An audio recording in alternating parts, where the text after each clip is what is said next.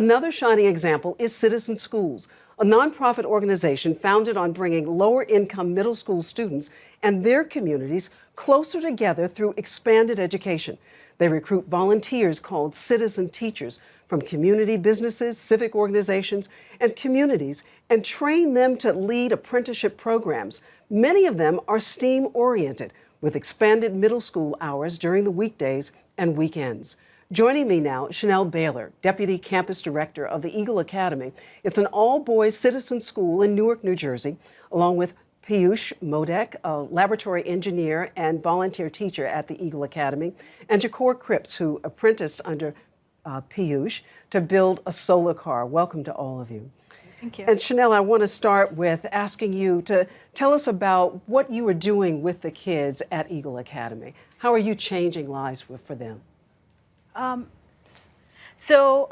What I do is I spend 1.5 hours every week with the kids, and I teach them about solar cars. That's what my apprenticeship is. And in the apprenticeship, what happens is we teach the students to talk about the engineering design process for solar cars. And what that does, it helps the students get hands-on experience in developing engineering skills. And you don't come from the school itself. The whole point of citizens volunteering, you have another background that we should be learning about. Share that with us. So I am a laboratory, actually a manager at Endomedics. It's a startup medical device company, and I have been educated as a biomedical engineer, and also my bachelor's in computer engineering. And what I have learned is that you really need to develop problem-solving skills early, early in this. I'm sorry. Problem-solving skills very early, and that's why I feel really strongly about coming to this program. And Chanel, at Eagle Academy, you bring in so many people like Piyush. And what is it that you think that the boys, and we can talk about why it's an all-boys school, yes, but what do you think the boys are gaining from this kind of experience? And I'm going to ask Jakor specifically in just a moment about that. So the boys are actually gaining access to those individuals. They're in those fields, so they're scientists, they are doctors or lawyers or business individuals, so the boys get to see that. It's actual tangible to them, and it's something that's more real. They're not used to seeing those type of careers. That is a key element, I think, here, because kids tend to emulate what they see. And if you haven't put people of these different kinds of academic backgrounds in front of them, how are they supposed to know? So it's important in your school. Absolutely. And do you find that the kids, do they gravitate to it immediately, or are they a little shy about it at first? Sometimes they are a little bit hesitant. Our older kids have had citizen schools for the last 3 years, so they know what to expect and kind of know that process.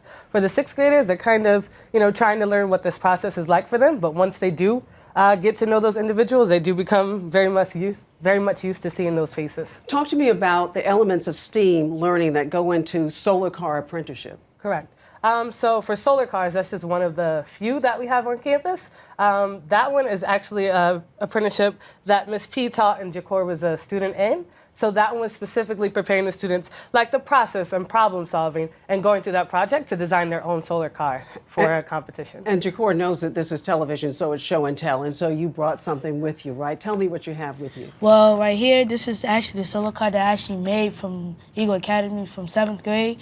And right here, this is actually the motor to empower the solar car by itself. These are the batteries, so it can power the motor to move. I brought in the solar panel because, say if I wanted to do it outside, I didn't have to use my batteries. I could have used the solar panel because it's powered by the sun and it's a renewable resource. Now, right here, as y'all see the 2.5, that's my gear ratios for my wheels, so I can see how fast it will move per mile. You're speaking a different language for me here. I'm not quite sure what you said, but I'm sure it works. When you got into this, did you think that this was something that you could really be involved with? No, at first I didn't want to be in solar cars. I wanted to be in culinary arts because I like to cook.